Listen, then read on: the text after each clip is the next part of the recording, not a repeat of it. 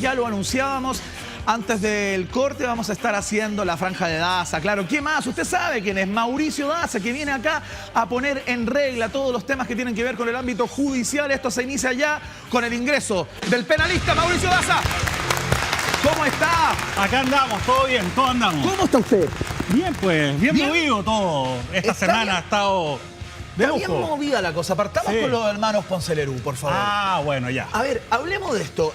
Bueno, aquí usted quería partir por el Sí, otro no, lado, pero podemos partir. sí. ¿Qué significa y qué nivel de...? Hay muchas personas que han hablado de una burla, precisamente el señor que usted tiene ahí, Eduardo Vitrán, dice, esto es absolutamente impresentable. ¿Cómo es posible que Julio Ponce vuelva como asesor estratégico a SQM hoy?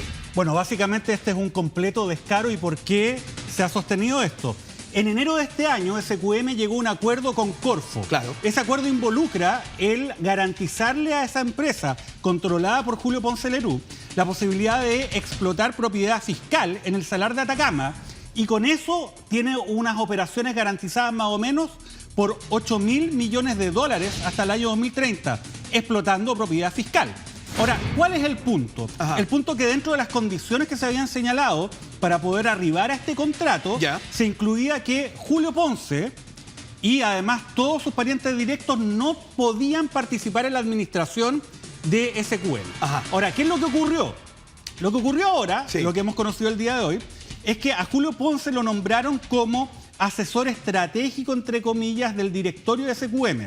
¿Qué significa eso en la práctica? Que físicamente Julio Ponce se va a sentar en el directorio de SQM. Exactamente. Claro, la gente dice, es que no está nombrado como director, no va a tener derecho a voto. Pero la verdad es que ese es un eufemismo, una maquinación, es una maniobra. ¿Por qué? Porque finalmente Julio Ponce va a estar sentado en el directorio, va a conocer las materias sobre las cuales va a ser informado el directorio, que es el órgano de gestión de esta empresa, y además él va a asesorar, entre comillas, a los directores que él mismo nombra porque él es el controlador de SQM. O sea, en la práctica va a estar en el corazón de la administración de SQM. Y era esto lo que se pretendía evitar con el acuerdo al cual llegó Corfo con SQM. Insisto, a partir de este acuerdo, la empresa minera de propiedad de Julio Ponce, controlada por él, van a obtener operaciones garantizadas a partir de la explotación de patrimonio estatal de todos los chilenos en el Salar de Atacama por una suma superior a los 8.000 millones de dólares hasta el año 2030. Garantizado. Eso es lo impresentable de Ponce. Se está riendo, a juicio de muchos, de todos los chilenos en nuestra cara y también del propio Vitrán. Es que Julio Ponce siempre ha seguido siendo el poder en la sombra, abogado Daza. El gran intocable de Chile es precisamente Julio Poncelerú. ¿Por qué? Porque no obstante estar involucrado de alguna manera en todas las causas vinculadas, por ejemplo, al caso Cascada, por ejemplo, aquello relacionado con los aportes ilícitos. Él era el controlador, la persona que tenía las riendas de esta compañía. Y nadie puede creer la cantidad de cosas que ha planteado Patricio Contese, por ejemplo, que Julio Ponce no estaba enterado de gran parte de los aportes que hacía la minera no metálica a la clase política, ¿no? Claro, eso es absolutamente ridículo, pero el punto es que nadie lo ha investigado. De hecho, el fiscal que estaba a cargo de investigar esta causa, que es Pablo Gómez, ¿qué es lo que hizo? Básicamente poner una lápida a estas indagaciones, no profundizando el poder esclarecer la verdad de todo lo sucedido para conocer, ¿no?, de cómo funcionaba esta red de financiamiento ilegal de la política que se había denunciado. Y sencillamente lo que hizo fue empezar a acordar con las defensas penas de conveniencia para ir cerrando rápidamente este caso y no se profundizar. ¿Y el empresariado, abogado Daza, cómo se ha comportado en el día de hoy? Porque yo he leído algunos dichos bastante tibios del empresariado en sus distintos gremios, cuando tengo la impresión que este caballero debiera ser considerado una suerte de paria al interior del empresariado chileno, ¿no? A ver, la verdad que Julio Poncelerú, tal como lo conocemos, solamente es posible en Chile. En otro país, la verdad que una persona que tiene estos antecedentes habría sido investigado, habría sido requerido de manera real por la justicia. De hecho, en el caso Cascadas, él fue sancionado a una multa que correspondía a una fracción de las utilidades que se habrían logrado a partir de este tipo de operación que se le está imputando. Claro. ¿Tú sabes lo que hizo cuando le aplicaron la multa? ¿Qué hizo? Fue al Tribunal Constitucional y los ministros del Tribunal Constitucional le bajaron la multa en varios miles de millones de pesos hasta establecer un monto que es irrisorio. La verdad es que es buen negocio, al parecer, para Ponce el incurrir en estas conductas, porque en el caso que lo descubren y lo multen, la verdad es que lo paga con una fracción mínima de las utilidades que se habrían obtenido. Ahora, obviamente, yo los llamo a prestar atención a esto. Vean qué personas del mundo político y empresarial están criticando a Ponce. Van a ver que son muy pocas. En general, lo que abunda es el silencio. Claro. Y esto en un contexto en el cual, insisto, acá la denuncia es que Julio Ponce, durante décadas, habría financiado ilegalmente a personeros de todos los sectores políticos por igual. Y ese es el problema. Finalmente, la hipótesis de que Julio Ponce tenía capturada a nuestra clase política parece cobrar especial fuerza. El ex candidato a la presidencia, Alejandro Guillier, tuvo duras palabras. SQM se burla de todos los chilenos, planteó hace no muchas horas en un mensaje a través de la red Twitter. Bueno, la pregunta es la siguiente. Eduardo Vitrán, que yo creo que actuó de buena fe, pero ese no es parámetro suficiente, señaló que el acuerdo que había llegado con SQM en enero de este año era, entre comillas, el mejor acuerdo de la historia. Entonces, ¿cuál es el mejor acuerdo de la historia si es que después de que este acuerdo se logró garantizándole, insisto, operaciones millonarias a la empresa de Julio Ponce durante varios años hasta el año 2030 y que corresponden al 40% de sus utilidades? Bueno, después de eso, ¿qué hicieron? Nombraron en el directorio una persona acusada por hechos delictuales vinculados al financiamiento de la política en el directorio, como Lawrence Goldborn. No les importó nada que estuviera acusado y con el proceso pendiente. Entiendo que está el hijo de Patricio Contese también, es parte Además, de la directora, nombraron, ¿no? obviamente, al hijo de Patricio Contese, que se suponía, Patricio Contese no tenía nada que ver con Julio Ponce. Bueno, eso es bastante indicativo. El proceso criminal que se seguía en contra de SQM, derivado de la imputación de cohecho a Pablo Longueira para obtener un determinado régimen tributario más favorable que finalmente consiguió, resulta que terminó abruptamente a cambio de el pago de 3,5 millones de dólares que corresponde a una fracción de las operaciones diarias de SQM, y además esto quedó en la máxima impunidad gracias a la decisión de nuevo de este conocido de nosotros, Pablo Gómez. Y resulta entonces que hoy día esta empresa está libre de polvo y paja, y no solamente aquello, a pesar de enfrentar graves imputaciones, tanto sus ejecutivos como la propia compañía vinculados a atentados a la fe pública por delitos de corrupción, entre comillas, resulta que está en el mejor de los mundos. Ganó o renegoció de manera más favorable un contrato con el Estado, 8.000 millones de dólares, insisto, y además resulta que está en la plena impunidad respecto de las acusaciones que se hacían por corrupción en su contra. Solo en Chile. El abogado Mauricio Daza a esta hora haciendo la franja de Daza en cadena nacional. ¿Cambiamos a estos personajes? Más o Los menos, cambiamos ¿ah? porque vamos a otro caso. Los vamos a cambiar de lugar, ¿no? Nos cambiamos de lugar exactamente porque quiero que conversemos acerca de este caso OAS, porque una denuncia de algunos parlamentarios de Chile Vamos dan cuenta de una serie de reuniones que se han venido sosteniendo desde hace bastante tiempo. De hecho, aparece Eduardo Frei Ruiz-Tagle entre los nombrados, que habrían sostenido algunos encuentros, al parecer espurios, con una empresa constructora brasilera llamada OAS, que ha puesto sus tentáculos no tan solo en Chile, o que ha intentado ponerlos no tan solo en Chile, que lo ha hecho con relativo éxito, sino que en América Latina. ¿Qué es OAS? Bueno, una introducción muy breve acerca de este tema. Siempre se habla de la palabra lavallato. La operación Lavallato. La operación Lavallato. ¿Qué significa Lavallato? ¿Por qué se llama Lavallato? Lo que ocurre es que se estaba investigando en Brasil un conjunto de actos de corrupción que tenían como intermediario la empresa Petrobras, muy importante empresa pública brasilera, y que se concretaba a través de un conjunto de operaciones que se hacían en servicentros, claro, y en lugares donde se lavaban autos. Lavallato, básicamente, ¿no? Lavado jet, lavado de autos. Hay una serie en Netflix, si ustedes quieren verlo, que da cuenta de toda esta operación, ¿no? O mecanismo, se llama El Mecanismo, se la recomiendo. Ahora, básicamente, ¿qué es lo que consiste el lavallato? Todas las investigaciones vinculadas en Brasil con lo que son coimas y sobornos pagados por parte de empresas constructoras, autoridades públicas, tanto en Brasil como en otros países, a cambio de adjudicarse licitaciones multimillonarias. Así es. Y ahí se repartían las plata. Las adjudicaciones, obviamente, las hacía el Estado. Ahora, en ese contexto, Lula da Silva, que era expresidente de la República Brasilera, se encuentra actualmente cumpliendo una condena. Por otra parte, el expresidente de la Cámara de Diputados, el señor Temer, también se encuentra cumpliendo una medida privativa de libertad. En Perú también hubo aportes de OAS Y en ese contexto existen expresidentes de la República, los cuales están con medidas cautelares que incluso llegaron a la prisión preventiva. A PPK le costó la salida del gobierno. Además, exacto, al presidente electo del Perú en las últimas elecciones tuvo que renunciar precisamente porque se reveló el nexo con estas compañías. Así es. Ahora, en ese contexto donde los ministerios públicos investigan, donde esto causa un escándalo, donde la ciudadanía reacciona y sobre todo las instituciones hacen su trabajo, en Chile, la verdad que OAS y Odebrecht habían aparecido, o más bien habían brillado por su ausencia. Sí. Pero ¿qué es lo que ocurrió? Lo que ocurrió es que se revelaron este fin de semana en un reportaje en La Tercera. Sí.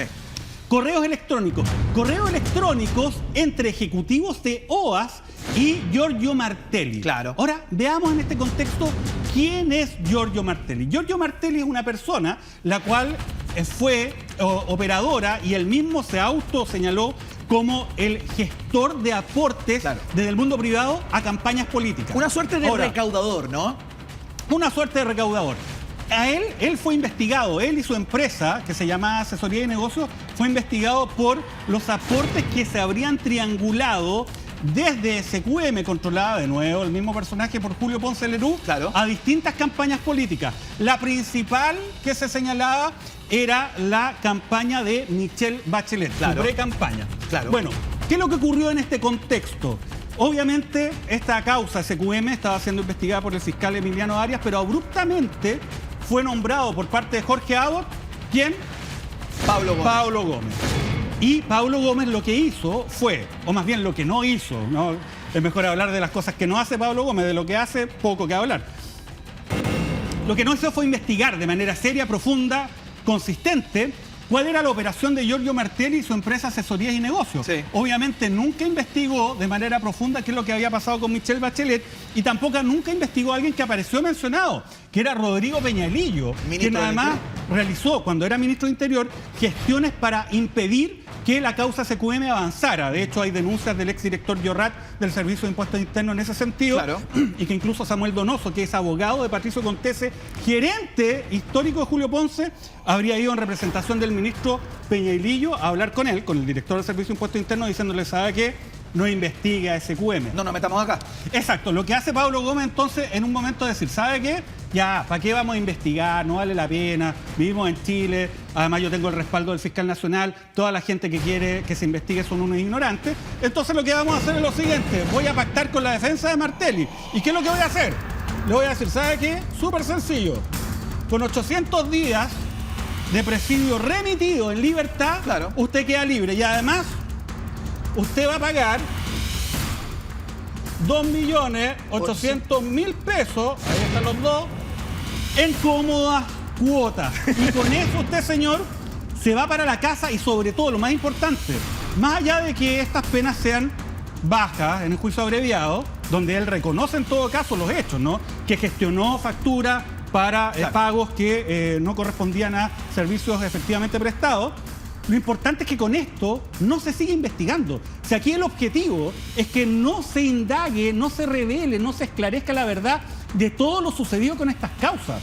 Porque ocurrir así, parece que serían muchos, que hoy día ni siquiera aparecen, los involucrados. Abogado Daza, Camilo Escalona salió a desmentir en el día de hoy en una entrevista que dio a una radio, entiendo, que la relación de OAS con las campañas políticas en Chile no eran, en su momento, con la administración de la campaña de Frei Ruiz-Tagle, sino que llegaron a través de Carlos Ominami a la campaña de Marco Enríquez, que compitió, recordémoslo, con Frei Ruiz-Tagle.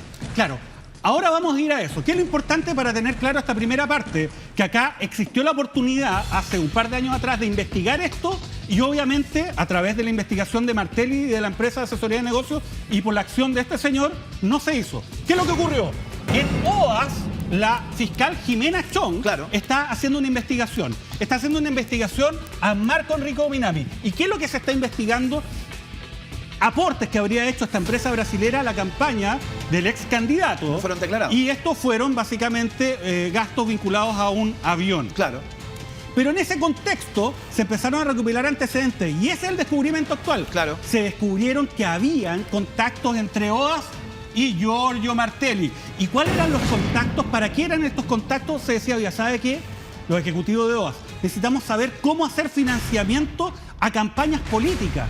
Interesante. Pero no solamente eso, además se gestionaron reuniones con altas autoridades del Estado por parte de Giorgio Martelli a petición de OAS. ¿Quiénes eran? Marcelo Togman, quien era ministro de Energía, y también Sergio Vittar. Estas reuniones se concretaron finalmente. Sergio Vittar reconoce que estuvo junto a gente de OAS. Él planteó que esas reuniones se dieron en el caso de él. Bueno, obviamente, pero el punto es el siguiente. Acá hay varias excusas que se dicen no vamos a investigar esto. ¿Cuál es la primera excusa? Los delitos están prescritos. La verdad que usted no puede saber si los delitos están prescritos o no si no investiga los hechos. Para poder saber, por ejemplo, si hubo algún antecedente, algún hecho que haya interrumpido esa prescripción, cuándo empezaron a concretarse los ilícitos, hasta cuándo duraron y sobre todo, ¿qué delitos podemos imputar? Eso no se puede saber hasta que se investigue. La segunda excusa es decir, ¿sabe qué? Los delitos de corrupción en Chile tienen una pena muy baja. Sí. Oiga, perdóneme, no hay ninguna norma en nuestro ordenamiento jurídico que indique, ¿sabe qué? Fiscalía no investigue ni esclarezca la verdad de los hechos. Porque las penas son bajas. En el caso de delitos que tengan penas bajas. Pero lo segundo, ¿cómo usted va a saber que los delitos que se pueden imputar tienen penas bajas si ni siquiera sabe cuáles son los hechos? Usted primero establece los hechos y después ve si es que esos hechos corresponden o no a algún delito y después ve cuál es la pena asignada a ese delito. Finalmente se dice, ¿sabe qué? Lo que señalan muchos de los políticos actualmente, no hay antecedentes para poder profundizar. Yo les digo algunos indicios. Primero, en Brasil, los ejecutivos de OAS fueron condenados y cumplen además penas efectivas por el juez Sergio Moro. Y en su fallo, el juez Sergio Moro dice de que la corrupción era una política corporativa de OAS. O sea, esto de pagarle a funcionarios públicos para obtener beneficios. Una política sistemática, digámoslo. Exacto. Parte de su operación, digamos. Política corporativa. Ese es el primer indicio. Segundo indicio, tenemos a Giorgio Martelli, quien se señalaba él mismo como una persona que recaudaba fondos y además él fue condenado por precisamente triangular dinero desde SQM a campañas políticas. Tercer indicio, resulta que OAS le pide a Giorgio Martelli que gestione reuniones con altas autoridades del Estado, cosa que finalmente se concreta. Cuarto indicio. Giorgio Martelli, califica todo esto como acciones de lobby, pero él asegura que no ha estado en ningún tipo de negociación ilícita con la gente de OAS. Digamos, para que pongamos las dos partes de esta película, digamos, son los dichos de él. Cuarto indicio, el año 2014 aparece OAS pagándole a Giorgio Martelli facturas por 60 millones de pesos. Y resulta que no se ha investigado si esos servicios son reales, ni menos si es que terminaron en alguna campaña política, especialmente la hipótesis más escuchada en la campaña de Michelle Bachelet. Quinto indicio, uno de los ejecutivos de OAS señaló ante la Fiscalía brasilera que estaba dispuesto a entregar información acerca de la operación ilícita, entre comillas, de OAS en Chile a cambio que le garantizaran inmunidad, cosa que finalmente Jorge Abbott obviamente no estaba dispuesto a hacer, y esto bajo el argumento de que no existía esa posibilidad en la ley chilena. Pero más allá de eso, hay un ejecutivo de OAS que dice tener información acerca de la operación de esta empresa. En este contexto, ¿en qué Estado de Derecho serio, qué fiscalía que esté ni siquiera a nivel OCDE, porque la nuestra no está, a nivel latinoamericano, no investigaría de manera decidida estos antecedentes? Ninguna, salvo la chilena, o por lo menos salvo Jorge Abbott. Lo otro que se dice es que son delitos muy difíciles de probar. De pesquisar, claro. Yo no conozco a nadie que vaya a firmar a la notaría un acta donde se acuerden los términos del pago de una coima. Obviamente se trata de delitos que tienen dificultades para la investigación, pero también obviamente el Ministerio Público en Chile tiene todos los instrumentos para poder indagar. Lo que falta específicamente es un fiscal que quiera hacer su trabajo y quiera investigar estos delitos, como ha ocurrido. No le estoy hablando de Inglaterra, de Estados Unidos, de Suiza, como ha ocurrido en Perú, como ha ocurrido en Brasil y como está empezando a ocurrir en Argentina. Nosotros ni siquiera calificamos para eso. ¿Por qué? Porque tenemos al señor Abbott con su doctrina. ¿Sabe qué? Ojo, hay que tener un especial trato en aquellos delitos que afecten a personeros que tienen algún grado de representación popular. Este es el problema. Señoras y señores, Mauricio Daza en una nueva franja de Daza, dando cuenta de estos dos casos que están en el tapete informativo. Sin lugar a dudas, en los próximos días seguramente vamos a tener novedades respecto a este caso OAS para ver de qué se trataron o qué se conversó en aquellas reuniones y si efectivamente todos los mencionados por el reportaje de Canal 13, de La Tercera, fueron, sostuvieron aquellos encuentros. Solamente para terminar, si acá no es el tema de condenar, acá el tema es que se investigue y se esclarezca la realidad de los hechos. Ni siquiera eso es lo que se está haciendo y eso es lo que todos como ciudadanos tenemos derecho a exigir. Señoras y señores, Mauricio Daza en la franja de Daza, acá en Cadena Nacional.